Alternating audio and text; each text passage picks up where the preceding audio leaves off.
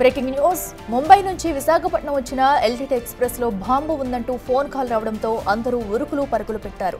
S2 భోగిలో అనుమానిత bag ను సైతం గుర్తించారు. అది ఉత్తరప్రదేశ్ కు చెందిన శ్రీరామ్ తివారీదిగా గుర్తించారు. బాంబు డాగ్ స్క్వాడ్ లు తనిఖీ నిర్వహించగా అందులో బట్టలు, సబ్బులు, ఆధార్ కార్డు దొరికింది.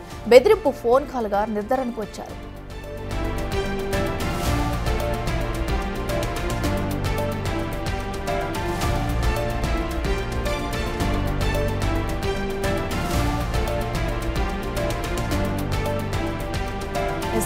ముంబై నుంచి విశాఖపట్నం వచ్చిన ఎల్టీటీ ఎక్స్ప్రెస్ లో బాంబు బెదిరింపు ఫోన్ కాల్ వచ్చింది. అయితే దీంతో ఒక్కసారిగా ప్రయాణికులందరూ ఉరుకులో పరుగులు పెట్టారు. అయితే S2 భోగిలో మొత్తం చెక్ చేయగా కూడా ఒక బ్యాగ్ నైతే గుర్తించి దానిలో ఏమున్నాయంటూ కూడా అటు డాగ్ స్క్వాడ్ తో కూడా అటు గుర్తించే ప్రయత్నం అయితే చేశారు. అయితే దానిలో ఒక అతనికి సంబంధించిన బట్టలు ఇవే ఉన్నట్టుగా కూడా గుర్తించారు. అయితే ప్రస్తుతం ఆ ఫోన్ కాల్ ఫేక్ అంటూ కూడా అధికారులు గుర్తించారు. దీంతో అందరూ ఒక్కసారిగా ఊపిరి పీల్చుకున్నారు. అయితే ఏదైతే బాంబు బెదిరింపు కాల్ వచ్చిందో అది ఎక్కడి నుంచి వచ్చింది, ఎవరు చేశారు అనే విషయాలను తెలుసుకునే పనిలో పడ్డారు అధికారులు.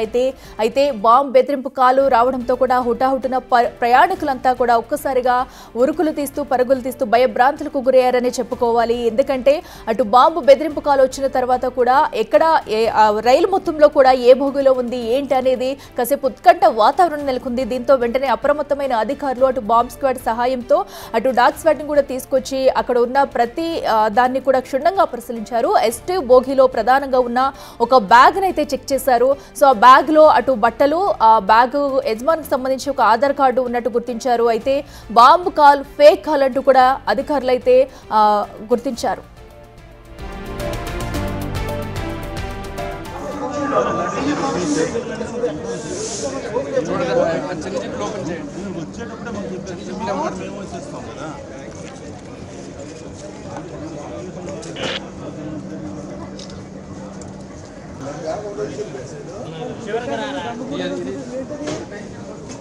కవర్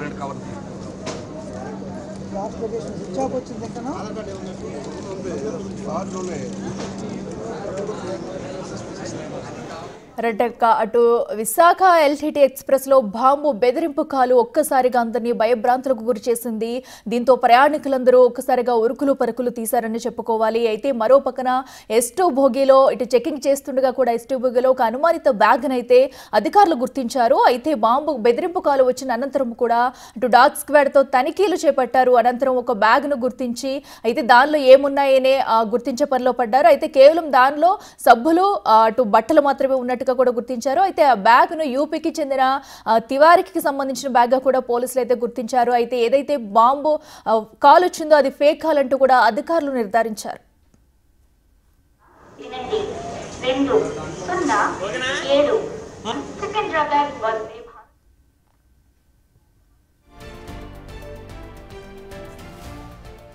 ఇదే అంశానికి సంబంధించి మరింత సమాచారం మా ప్రతినిధి రాజు లైవ్ లో అందిస్తారు. రాజు, చెప్పండి, ఏదైతే అటు బాంబు ఉందని కాల్ వచ్చిందో అది ఫేక్ కాల్ అంటూ కూడా ఇప్పటికే అధికారులు గుర్తించారు. అయితే ఈ కాల్ ఎక్కడి నుంచి వచ్చింది, ఎవరు చేశారు అని డీటెయిల్స్ బయటకు వచ్చాయా? ప్రస్తుతం అక్కడ ట్రైల్లో సిచ్యువేషన్ ఎలా ఉంది? ముంబై విశాఖపట్నం సంబంధించి ఎల్టీటీ ట్రైన్ లో అయితే బాంబు బెదిరింపు కాల్ అయితే వచ్చినటువంటి పరిస్థితి అయితే ఉంది. అటు మహారాష్ట్రకి సంబంధించినటువంటి ఒక వ్యక్తి ఒక ఫేక్ కాల్ అంటే కాల్ చేసిన తర్వాత మొబైల్ స్విచ్ ఆఫ్ చేసినట్లుగా సమాచారం అయితే అందుతుంది. దానికి సంబంధించి ఇప్పుడు అలా కాల్ ఎక్కడి నుంచి వచ్చింది ఏంటనేది పోలీసులు విచారణ అయితే చేస్తున్నటువంటి పరిస్థితి అయితే ఉంది. మనం ప్రస్తుతం విశాఖపట్నంలో ఉన్నటువంటి రైల్వే పోలీసు స్టేషన్ దగ్గర మొత్తము అంటే ఎల్టీటీ ట్రైన్ లో బాంబు ఉందని సమాచారం వచ్చినటువంటి నేపథ్యంలో పోలీసులు మొత్తం అందరూ కూడా తనిఖీలు చేస్తున్నటువంటి పరిస్థితి అయితే ఉంది. తనిఖీలు చేస్తే మొత్తము S2 కోచ్ లో ఒక బ్యాగ్ అయితే అనుమానితంగా ఉంది. అంటే ఫోన్ కాల్ చేసినటువంటి వ్యక్తికి సంబంధించినటువంటి కాకపోయినా ఈ కనిపిస్తుంది కదా ఈ బ్యాగ్, బట్టలు, అదేవిధంగా ఇక్కడ చాలా వరకు ఐటమ్స్ కూడా ఉన్నాయి. దీనికి సంబంధించి ఉన్నటువంటి వివరాలు అంటే గవర్నమెంట్ కి సంబంధించినటువంటివి, అదేవిధంగా పాన్ కార్డ్ కూడా ఉంది. పాన్ కార్డ్ లో చూస్తే శ్రీరామ్ కుమార్ తివారీ అనే ఒక వ్యక్తికి సంబంధించినటువంటి ఈ మొత్తం బ్యాగ్ అంతా. అయితే ఇద్దరికి ఈ ఫోన్ కాల్ కి ఏమైనా సంబంధం ఉందో లేకపోతే బ్యాగ్ ఏమైనా మర్చిపోయారా ఏంటనే కోణంలో ప్రస్తుతం అయితే పోలీసులు దర్యాప్తు చేస్తున్నటువంటి పరిస్థితి ఉంది. మనము చూడొచ్చు ఇక్కడే రైల్వే పోలీసులకు సంబంధించినటువంటి వాళ్ళు మొత్తం అంతా కూడా ఈ బ్యాగ్ కి సంబంధించి డాగ్ స్క్వాడ్ తో పాటుగా మొత్తం వివరాలన్నింటినీ కూడా సేకరిస్తున్నటువంటి పరిస్థితి ఉంది. ట్రాకింగ్ కూడా, ఎందుకంటే మొబైల్ ఫోన్ లో నుంచి అసలు ఎక్కడి నుంచి ఫోన్ చేశారు, ఫోన్ చేసినటువంటి వ్యక్తి ఆ సమయంలో ఎక్కడున్నారు, ఇప్పటికే మొబైల్ వెంటనే స్విచ్ ఆఫ్ చేసినటువంటి నేపథ్యంలో ఆ స్విచ్ ఆఫ్ చేసినటువంటి మొబైల్ ఎక్కడుందనేది పనిలో ట్రాక్ చేస్తున్నటువంటి పరిస్థితి కనిపిస్తుంది. అయితే ట్రైన్ ని క్షుణ్ణంగా పరిశీలించిన తర్వాత ఎల్టీటీ ట్రైన్ ని మళ్ళీ తిరిగి అయితే పంపించినటువంటి పరిస్థితి ఉంది. కాకపోతే డాక్ స్క్వాడ్ తో మొత్తం రైల్వే స్టేషన్ అంతా కూడా పోలీసులు అది సిఆర్పిఎఫ్ అదేవిధంగా ఆర్పిఎఫ్ పోలీసులు మొత్తం అంతా కూడా జల్లెడ పట్టినటువంటి పరిస్థితి ఉంది. ఎందుకంటే ప్రతిసారి స్టేట్ బెదిరింపు కాల్స్ అయితే బాంబులు ఉన్నాయని వస్తున్నటువంటి పరిస్థితి ఉంది. దీంతో పాటుగా ఈ టెర్రర్ అటాక్స్ కి సంబంధించి కొంతవరకు భయాందోళన ఉన్నటువంటి నేపథ్యంలో మొత్తం రైల్వే స్టేషన్ అంతా కూడా పరిశీలన చేస్తున్నటువంటి చూడొచ్చు. ఈ రోజు ఇది ఒకటే కాదు, విశాఖ రైల్వే స్టేషన్ ఒకటే కాదు, అటు గుర్తు తెలియని వ్యక్తి ముఖ్యంగా విజయవాడ రైల్వే స్టేషన్ సంబంధించి కూడా ఒక కంట్రోల్ రూమ్ అయితే కాల్ చేసినటువంటి పరిస్థితి ఉంది. అది ఆ వ్యక్తి ఎవరు ఏంటనేది కూడా ఇప్పటి వరకు తెలియలేదు.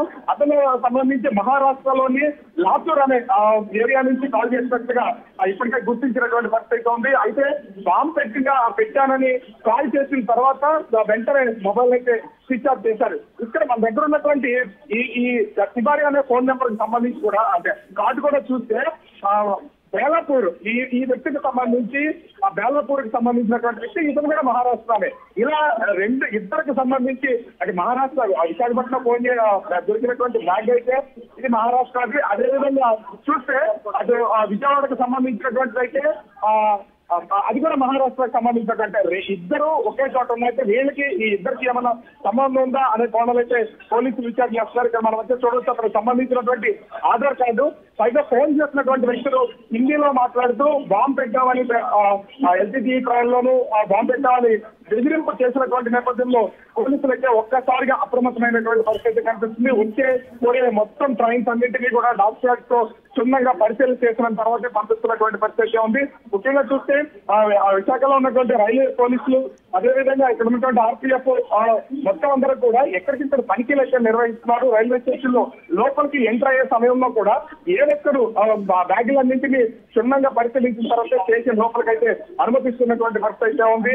ఎంట్రీ దగ్గరే కాదు, ఎందుకంటే చాలా లూప్ రేట్స్ కూడా ఉంటాయి, లూప్ లైన్స్ కూడా ఉంటాయి. ఆ ప్లేసెస్ లో కూడా ఎక్కడికక్కడ తనిఖీలు నిర్వహిస్తున్నటువంటి పరిస్థితి కనిపిస్తుంది.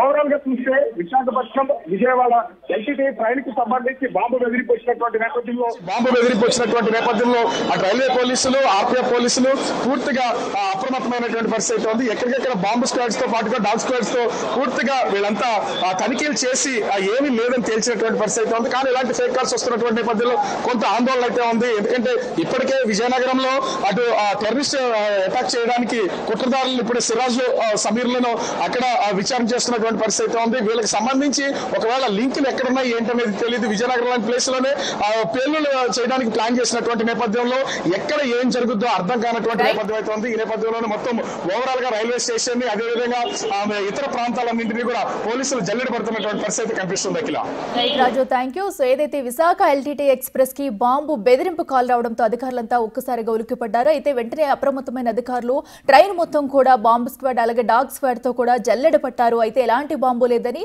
ఆ కాల్ ఫేక్ కాల్ గా గుర్తించి ఎక్కడి నుంచి వచ్చింది ఏంటని తెలుసుకునే పనిలో అధికారులు నిమగ్నమయ్యారు.